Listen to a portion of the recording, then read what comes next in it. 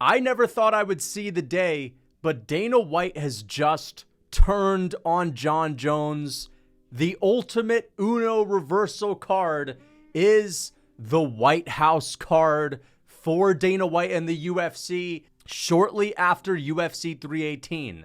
Dana White was asked by the media if he would be interested in having his beloved Jon Jones headline a potential July 4th card at the White House.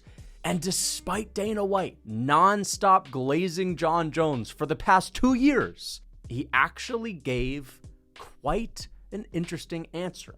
Jon Jones says he wants to be on there too, and he says he would fight whoever the champion is at that time. But would you be okay with him like coming back and potentially winning that belt again? And you might have to go through. Well, it's not even about him winning the belt. I mean, you know how I felt about him. I can't risk putting him in big positions in a big spot and have something go wrong.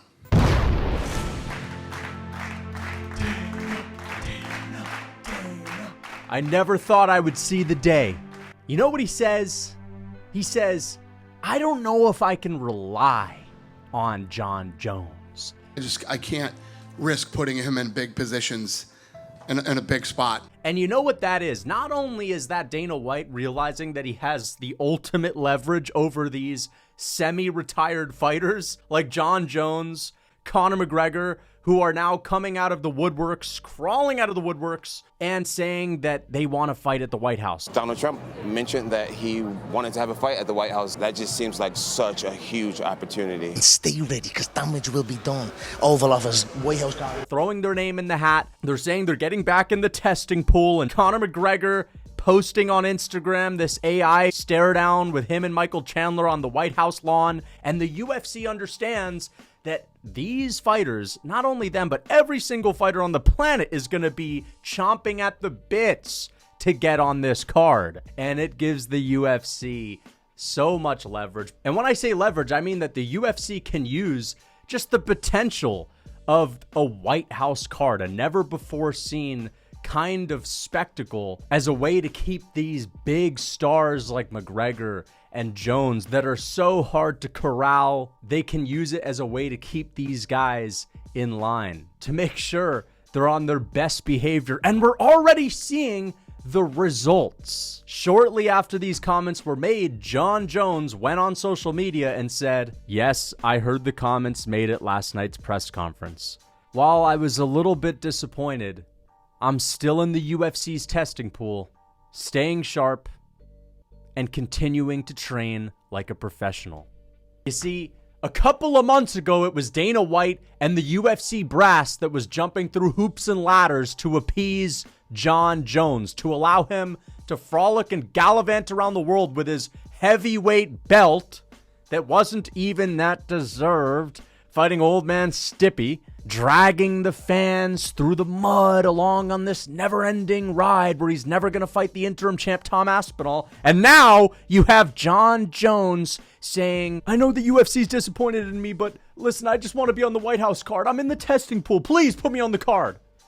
That's kind of the energy that we're getting from Jon Jones here. And all of these fighters are going to be desperate to get on this card, and Dana White knows it. But what's really funny to me is that if you thought Dana White was willing to move heaven and earth for Jon Jones, just wait till you see what he's willing to do for Trump, okay? Because Dana White loves Donald Trump.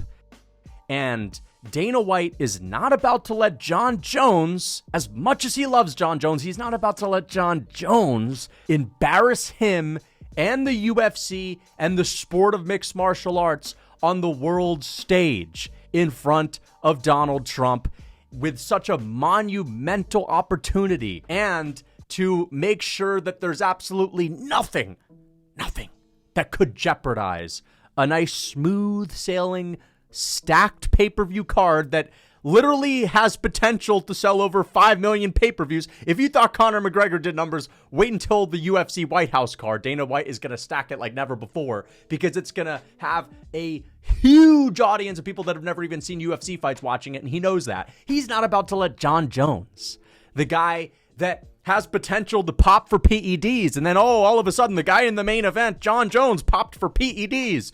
I guess the UFC is a juice head sport for juice head turkeys. I'm never watching again.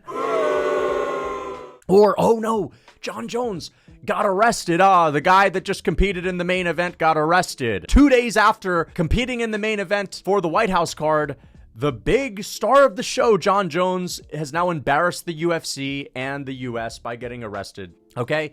Or Jon Jones pulls out and he jeopardizes the card and they have to scramble at the last second to get a main event, and it's Mateusz Gamrot stepping in to save the day. Dana White is not about to let Jon Jones fuck up his relationship with Donald Trump. So as I said, this is the ultimate leverage, and Dana White is willing to go all out because he is going to, if he has to, kick Jon Jones out of the frickin' planet, out of the stratosphere, if he's gonna get in the way of this card. Don't be surprised if you see Jon Jones fighting on the prelims, all right? Because Dana White's not gonna wanna allow him to mess it up at all. I know some people are not gonna like the idea of this card because they're saying things like the UFC is getting too political and whatnot, but you have to understand that as a business, they have to jump at this opportunity. This is enormous for their business because, again, the UFC is struggling to sell 1 million pay-per-views these days. The pay-per-view era is almost dead. This is an opportunity for them not only to sell 1 million pay-per-views, which they haven't done since McGregor, it's an opportunity for them to potentially sell the most pay-per-views out of any pay-per-view event that there's ever fucking been. Like, that's how big a card like this could be. And that's why you see fighters like Conor McGregor and Jon Jones. Think about Jon Jones, how little he wants to do with Tom Aspinall. Jon Jones would rather fight King Kong than fight Tom Aspinall. Jon Jones would rather fight a cannonball flying at his face, going 5 billion miles per hour, than Tom Aspinall. Conor McGregor, he can't be bothered to get out of the club and get off the yacht and stop living this lavish lifestyle to step in the octagon. But you know what? He probably will be able to do it if it means fighting at the White House, which would be this next level opportunity with 5-10 times the amount of eyes that you would have on the biggest former UFC event ever, which was McGregor and Khabib. Again, just the spectacle of having a UFC fight night on the White House lawn. That's why these guys are coming out of the woodworks. Dana White knows Conor McGregor would be desperate to get on this card. If there's anything that would get Conor McGregor to pivot from Olympic weightlifting to MMA, it's something like this. And the UFC understands that. The UFC can now sit back and they can talk to Jon Jones and say, oh, you want to fight? Even though you've basically embarrassed us for the past 2 years, you've dragged the fans and the company through the mud just so that we could watch you gallivant around with this belt, beating up old Stipe Miocic when everyone wants you to fight Tom Aspinall and you're just not willing to do it. Not even when we offer you $30 million, you're not willing to do it. Oh, okay. So if you're going to be that difficult to deal with, then the ball is in our court. We're going to do it on our terms. We're not going to have you as a main event. We're not even going to have you as a co-main event. You really want to fight at the White House? Okay, feature fight against Marcin Tybura, son. Conor McGregor, you want to fight? Well, the last time we booked you, you pulled out 2 weeks prior to International Fight Week, and you jeopardized the card, and we had to scramble at the last second to put something together. You want to fight? We're flying you out to the Apex. We're locking the doors behind you at the Apex. We're making sure there's not a single alcoholic beverage in sight. We're going to cryogenically freeze you for 3 months and make sure you're in absolute perfect peak condition so that there's no injuries, there's no bullshit, and that you are 1,000% making that walk to the octagon. And guess what? McGregor, he might be willing to do it. Jon Jones, he might be willing to do it. That's the point that we're making. And so, again, we don't even know if a card like this is going to happen just because logistically it's going to be a nightmare for them to actually put on. And we also have to assume that the government is actually going to go out of their way to make this happen as well, where Dana White and the UFC, they're going to need to have access to the White House lawn so that they can do test runs, and they're going to need a couple of weeks just to plan the event out to begin with. They're going to need a couple of weeks where they have access to the White House lawn, and it's just a really difficult event to put on. But again, it is pretty cool to see Dana White do the reverse Uno on Jon Jones. It's cool to see him put his foot down after all of the embarrassing glazing he was doing last year. And it's, again, because this White House event, or just the idea of this White House event, has replaced the prospect of getting to see Jon Jones, or for the UFC getting to have Jon Jones fight under their banner one last time, because that's what they were holding out for.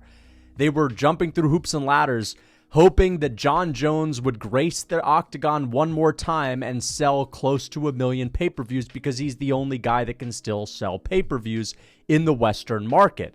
Now, this White House event has totally taken the place of that, and they're not worried about a couple of 100,000 pay-per-views. No, they're talking like 5 million pay-per-views. We're talking millions of pay-per-view sales.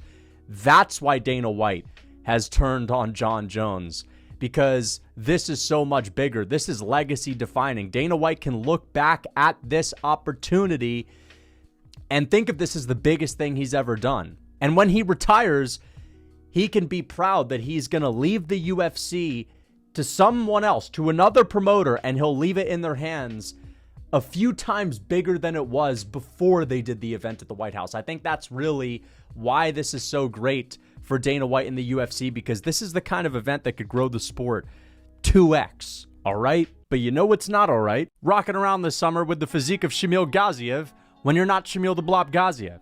There's no excuse. It's time to stop procrastinating on your diet. It's time to stop procrastinating on going to the gym. We're already midway through the summer. You're either going to lock in now and at least be lean and mean for September when it's still kind of warm, or you're never going to lock in. You know, you're going to put it off till next year. So if you guys want to lock in and you want help sticking to a diet that's not miserable, or you want to work out but you don't even know where to start, you can check out my Real Food Cookbook and my beginner lifting program. So if you're interested, check these programs out. The link is in the description. Use code MMA for 30% off.